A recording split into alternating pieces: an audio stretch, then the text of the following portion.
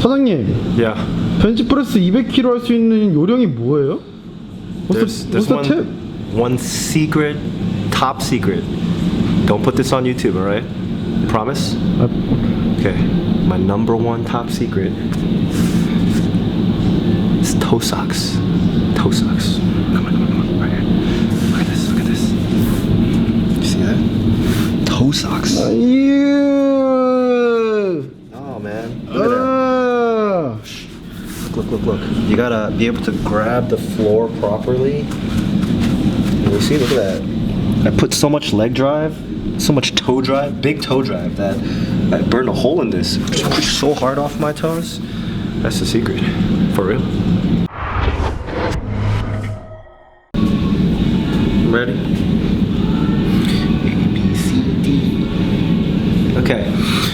Howdy folks, welcome back to channel Traintrue. Today we're gonna go over, fourth part of the bench press series now I believe, and that's gonna be foot positioning. And as you can see here, we got on our trusty Traintrue edition Notorious Lift slippers. We do have some more in stock. They're almost sold out though, so if you really wanna grab a pair and the size matches, please visit our store. We also have A7 shirts now in stock on the site, but they're going very quickly, so please grab them quickly. And let's get to the video. So today's video, we're gonna focus on two particular parts of foot positioning, and that would be distance, as in like how far is your foot away. So this is close, medium, far. And the other one would be width, meaning how wide is your stance, close or narrow. So in terms of the first part, meaning distance, your number one goal for anything, because we all have different, femur lengths and shin lengths. The number one goal is to find a position in which you're able to get an upward angle from your knee to your hip. So what I mean by that is, if I lay down,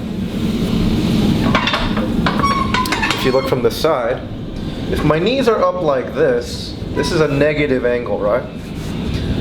And then if I put my feet down, my legs aren't very long, but let's say my legs were this long. This is still a negative angle. And if I were to drive off my feet, then my butt would just go up. So that'd be terrible for the bench press. But if I were to have this sort of angle, so now you see a positive angle from the knee to the hip, I'm able to transfer the power from the floor, through my heel, my toes, to my knee, to my quad, and push this way. And that's the direction that the bar will be moving. So just think of, I'm not a physicist, but I am a doctor, of course. No, I'm not. But the point is, you want to use physics to your advantage.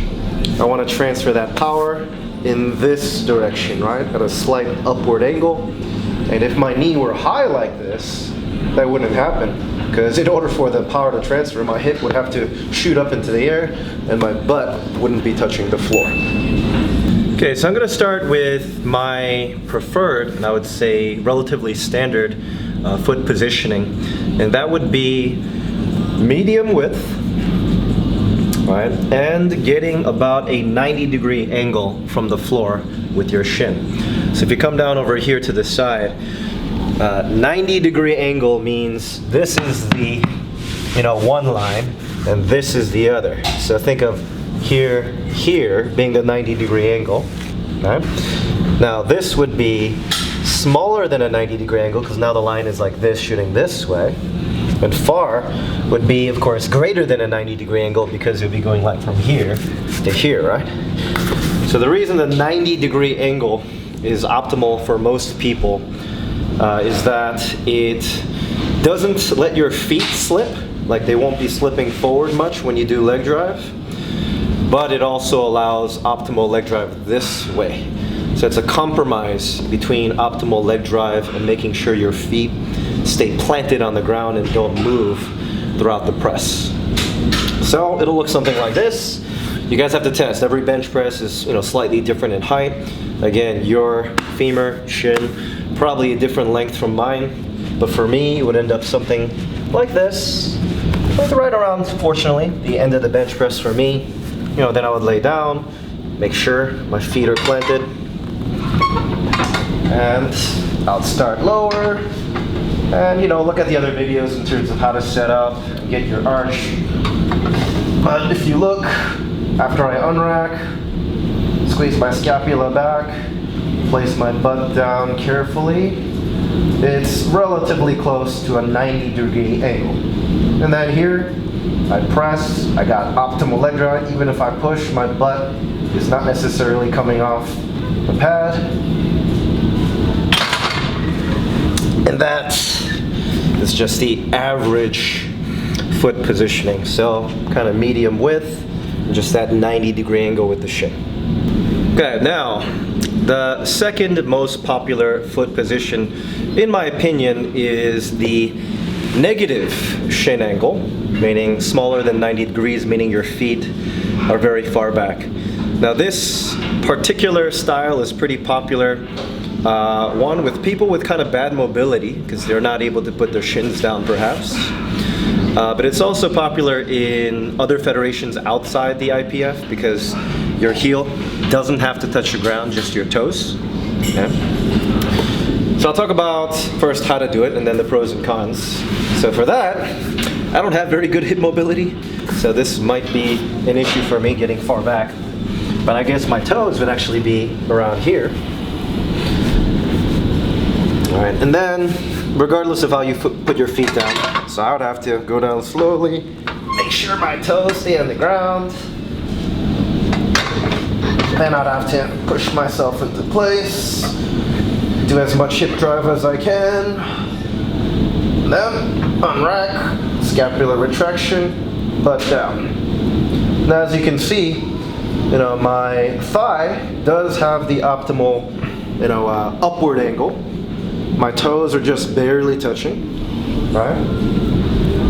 And yes, I could do leg drive as well, pushing off the tips of my toes. Okay? Now, what are the pros of this particular style? Well, one, it just feels good for some people, but one is that it's actually very difficult for your butt to come off the bench when you have that negative shin angle, because even if you drive really hard off of your toes, because your feet are so far back, you can't really lift your butt off the bench. So that's one good thing. So if you have this problem, for example, if you're going to compete, or if you want to look legit when you get a PR, yeah, sometimes our butts come off when we're lifting really heavy and we don't even realize it, right? So if you're going to compete and your federation allows it, maybe you want to try that. Again, if you're an IPF or whatever, you'll have to put your heels down. I can't put my feet that far back and put my heels down, but if you have the mobility for it, you can try that to make sure your butt stays down. The cons. The con would be that it's probably not the optimal type of leg drive. Like, just think about physics. You know, one, if I'm on my toes, you know, look at these massive calves, right? Like, I'm using my calf power, and I know they're freaking huge. I think some people have forearms larger than my calves, by the way. So obviously don't have much power out of there, even if I did have big calves. It's shaky, right? Like, I'm not pushing off my heels, so how much leg drive can I possibly get? And think about it, if I'm pushing here, you know, I'd have to be pushing that way first and then counteract it by pushing this way where the bar is going.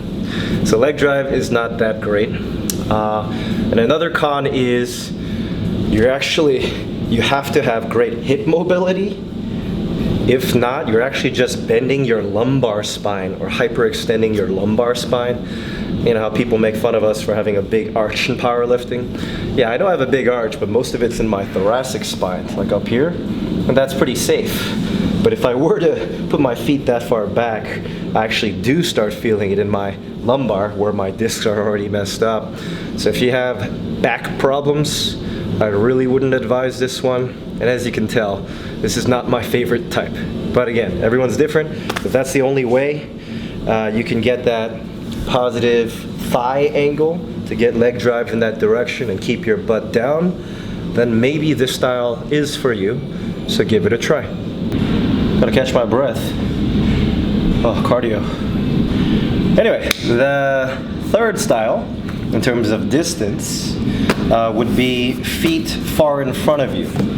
So that would be what we call the greater than 90-degree Shin angle, right? So if this is the floor, you know, draw that line. This is greater than 90 degrees, right? So that would look something like this.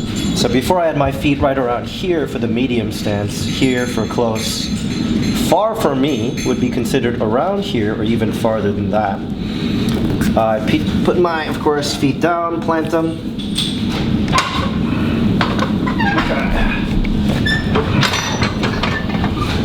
I'll stay on my toes because my feet aren't very, my legs are not very long. Alright, then I'll push myself into place. Alright, I hip thrust as I can. From rack. Scapular retraction. Big chest, open ribs. Then I'll put my butt down. And now look where my feet are. Right? And then when I descend, I'm gonna push even harder. Just my butt barely touching the bench right now. My quads are fully flexed. Then boom, leg drive, re-rack. Okay. Now as you saw, my feet were quite far in front of me. And there's no weight on the bar right now. But once it gets heavy, one good thing about this is it really allows that power transfer. So if you saw like my feet are like here, like think of the direction of the energy from the floor. If I push in this angle and my hips are in that angle and I got a good arch, it pushes exactly in the direction of the bar. That's exactly where I want to press it. So leg drive is optimal. There's great transfer of power. However, the cons. Generally, the biggest con by far is your feet slip. Right? So, these notorious lift slippers, they're called the no-slip drip for a good reason. Their grip is great, but even with these, and even with this pretty optimal carpet, if I'm lifting maximal weights, you'll still see me, drifting forward, especially if I'm doing reps. Like every rep, it'll go like this much forward, and you kind of see my toe doing this, trying to grip the floor again. And then by the final rep, it'll be too far forward. And at that point, I got two options. It's just not going to be optimal. Maybe I'll fail the last rep, or I'll have to put them back, reset my arch, take another breath, and then do that final rep. My opinion, the only con is the slipping. Other than that, if you can pull that style off and not be too far in front of you, technically, according to physics, that should be optimal leg drive in the exact correct position. And what's good about this also is it doesn't put much stress on your lumbar spine at all. Like if you look at my arch, because my feet are so far forward, my hip mobility is no longer really an issue. And I'll just have to be out here. Just push as hard as I can. My legs are almost going to be straight, right? Like this angle, it's not even here, it's like this. I can flex my quads so hard, and then all the arching is really over here instead of down here where it's dangerous. If you guys have seen people like Sean Noriega, he has one of the greatest arches of all time in powerlifting and a great bench press. I know some people make fun of us for that, ridiculous arch type, but hey, it's powerlifting style. We're trying to lift as much weight as we can, keep our shoulders safe. He's probably the best at it that I've seen, and if you see his legs, they're like flexed like out like this in front of him. And his arch and his thoracic spine is just ridiculously impressive. And clearly he gets a lot of leg drive out of it, but even for him, you do see him slipping. But honestly, for 1RMs, it's okay to slip a little, as long as you still got traction. Even if my feet are going like this, I can plan for that, but still be pushing off the floor and push in that direction. Okay, so in terms of the other thing I mentioned, I said there are two things to think about, like the distance of your feet and the width The reason I didn't go over width that much is it's just according to you. Like if you feel more comfortable with the wide style, I would say the benefit there is a bit more stability. But if you like a close style, probably because you have tight hips, I think one benefit of the tight style is that, or sorry, the close style is it allows kind of a bigger arch setup because you don't have to rely on your hip mobility at all.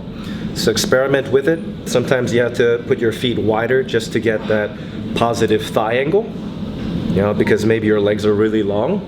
But if your legs are pretty short like mine, you know, like a medium style is pretty optimal. And if you're Asian in particular, we do tend to have shorter extremities, meaning arms and legs. So most of you out there, if you are Asian, probably do medium style. But then we got, you know, people like Chiguan and, you know, really lanky types. You got to experiment. Yeah. And the final thing, just before closing, is, you know, your shoes. You know, that does affect the lift. So number one thing is you want shoes with good grip, of course, right? Grip is the most important with the far away feet style. You can probably, based on common sense, figure that why, because you don't want to slip, right? And that style does tend to drift farther and farther away. But let's say you have the really close style. Olympic lifting shoes with a big heel might actually help you with that style, because just think about it, if your foot's like this and the heel is really high, like you're actually going to be touching the ground and keep your foot fully in contact with it according to IPF rules, even if the feet are far back. Or let's just say you have really short legs and just have trouble reaching the ground, then of course you would like a shoe with a big heel, right? As long as you don't slip. Other than that, you know, my preference for Notorious Lift is not because we sell them, it's because the grip, like my style is I'm kind of in between the 90-degree angle and the greater than 90-degree angle, meaning my feet tend to be kind of far. So I don't need that extra heel, I just need like really strong grip on the floor. And I like a thin heel, like almost nothing, so I can really feel exactly where my feet are. That's just according to me though, because I do have kind of short legs. Okay, so that wraps up the foot position video. I think the next step in the evolution of this bench press series will probably be how to do leg drive according to the entire thing I've taught you so far. After you've done scapular retraction, got the bar in place, feet wherever the hell you put them, then how do you do leg drive according to those? So stay tuned next time for that. Peace. Toe drive. Toe drive. Toe drive. Toe drive. Oh yes. Yeah. Toe drive.